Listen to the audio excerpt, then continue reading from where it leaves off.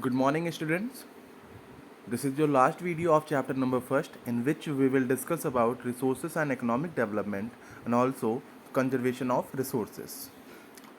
Okay, in the last video, which was sent on Saturday, I have explained the page number 7, in which we discussed about the distribution of resources, human resources and also human made resources. Today we shall discuss the last two topics. So let's start. Resources and economic development. When people enjoy a higher standard of living, it is called economic development. In the developed countries like America, Japan, England, etc., people enjoy more consumer goods, better nutrition, and have longer lives. They consume more resources as they have the latest technology, and they can also exploit their resources fully. Using the latest technology, their productivity per hour is higher than that of the developing countries. Now, listen. First of all, we should know about what is the economic development. So, the economic development is defined as when people enjoy a higher standard of living. It is called economic development. मतलब ये है कि जब लोग higher standard of living मतलब उनके पास हर एक तरह की जो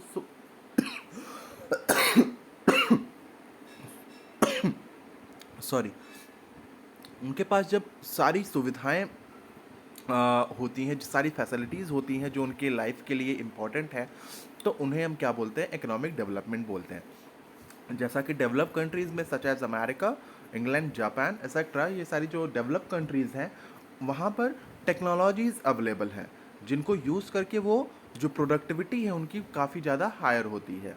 ठीक है, जैसे और उनके साथ साथ जब प्रोडक्टिविटी हाई होगी तो उनको बेटर न्यूट्रिशन मिलेगा, बेटर इनकम होगी। ठीक है, इसके बाद उनकी लॉन्गर लाइफ्स होंगे। तो कहने का मतलब ये है कि अगर इकोनॉमिक डेवलपमेंट है तो लोग बहुत ही ज़्यादा सेटिस्फाइड होते हैं और काफ़ी ज़्यादा वो इम्प्रूव्ड होते हैं। ठीक है, using the latest technology their productivity per hour is higher than that of the developing countries. तो जो डेवलपिंग कंट्रीज है सच एज इंडिया, और अमेरिका का कंपैरिजन करें तो वहाँ के जो लोग हैं they are much more developed than us. Okay, so now next topic, conservation of resources. Conservation of resources. We all know that resources are very important, but reckless use of resources leads to an end of these resources. That is why the conservation of resources is needed due to combined effects of population growth, increasing wealth, economic development, and the advances made in the technological fields. The demands for resources is growing more and more. In such a situation, there is a fear that the non renewable natural resources will diminish fast, and a situation will arise in the future where our future generation will be left with very limited resources or no resources.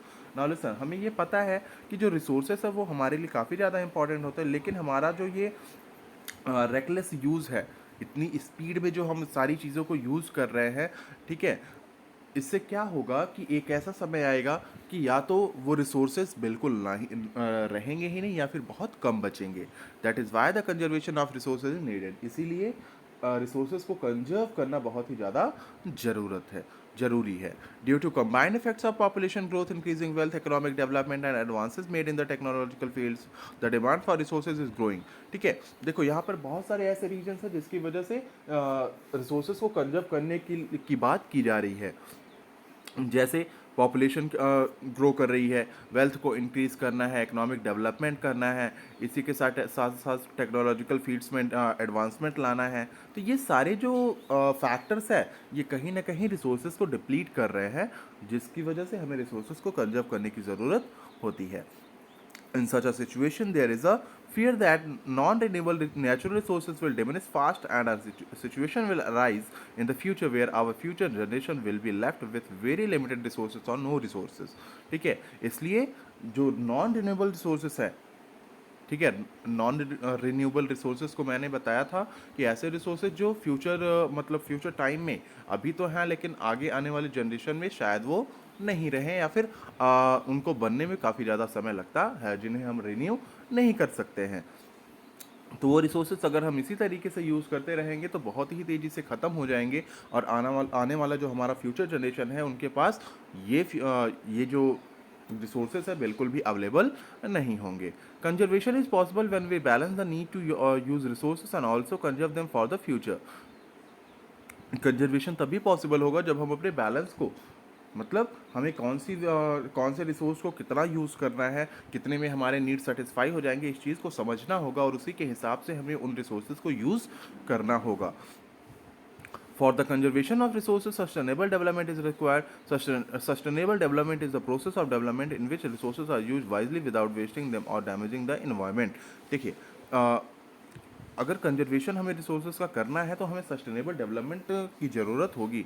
अब सवाल ये उठता है कि sustainable development होता क्या है? तो sustainable development is the process of development, ये एक प्रोसेस है डेवलपमेंट का, in which resources are use wisely. ठीक है, जिसमें रिसोर्सेज को बहुत ही बुद्धिमानी से यूज़ किया जाता है, और साथ में ये भी ध्यान दिया जाता है कि उन रिसोर्सेज को हम बर्बाद न करें और साथ में इन्वायरमेंट को कोई भी नुकसान न पहुंचाए। ठीक है, for this efficient technology should be developed and utilize for the optimal application of resources. और ऐसा करने के लिए हमें एफिशिएंट टेक्नोलॉजी को डेवलप करना होगा। एक बहुत ही अच्छे सुदृढ़ टेक्नोलॉजी होना चाहिए जिसके थ्रू हम उन एप्लीकेशन के मैक्सिमम यूटिलाइजेशन को ला सकते हैं। ठीक है, over use of a resource can result in its depletion in the future. किसी भी रिसोर्स को अगर हम ज़्यादा यूज़ करते हैं, ओवर यूज़ करते हैं, एक्स्ट्रा यूज़ करते हैं, तो उसकी वजह से क्या होगा कि फ्यूचर में वो ख़त्म हो सकता है।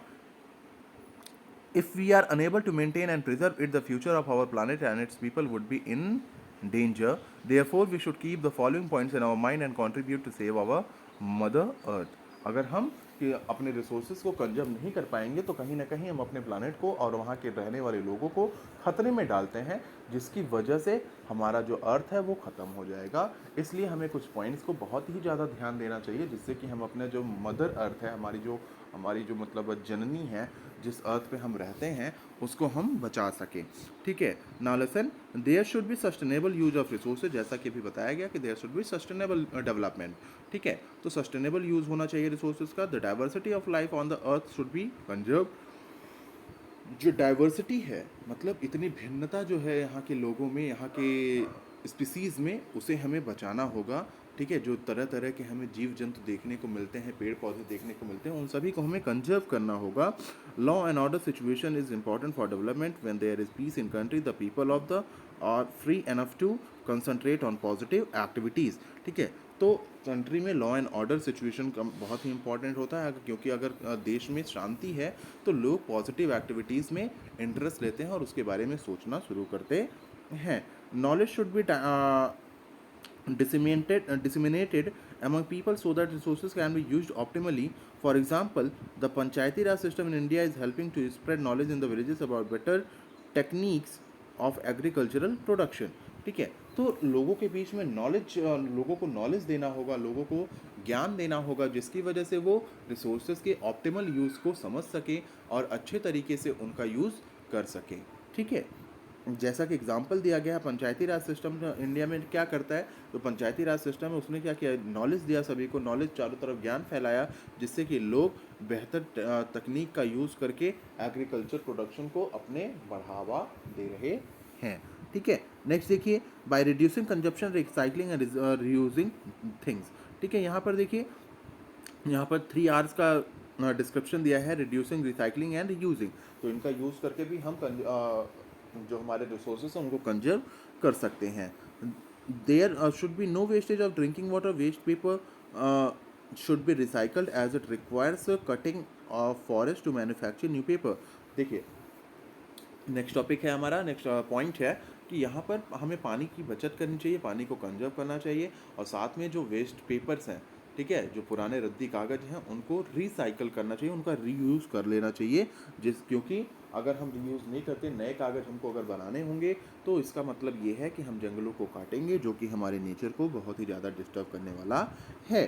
Bulb, fans etcetera should be switched off when they are not required. जब हम अपने घरों में जो इलेक्ट्रॉनिक अप्लायंसेस का जो यूज़ करते हैं, अननेसेसरली उनको यूज़ नहीं करना चाहिए। अगर हम कमरे से बाहर हैं तो हमें ये ध्यान देना चाहिए कि कमरे की लाइट्स, बल्ब्स, टेलीविजन्स, फैंस सारी चीज़ें ऑफ रहें, ठीक है? जब ज़रूरत हो तभी हम उनका यूज़ करें। इससे क्या होगा कि हम इलेक्ट्रिक एनर्जी को कंजर्व करेंगे और जो कि हमारे लिए बहुत ही ज़्यादा फ़ायदेमंद होगा। तो ये हमारा चैप्टर था जो कि आज कम्प्लीटली फिनिश हो गया। अब इसके बाद हम नेक्स्ट डे से एक्सरसाइजेस को कवर करेंगे, ठीक है? आप सभी लोग अच्छे से ध्यान से इस वीडियो को ध्यान से सुनते रहें, समझते रहें और अपने घरों में बैठ कर के अच्छे से पढ़ाई करें। Okay, thank you.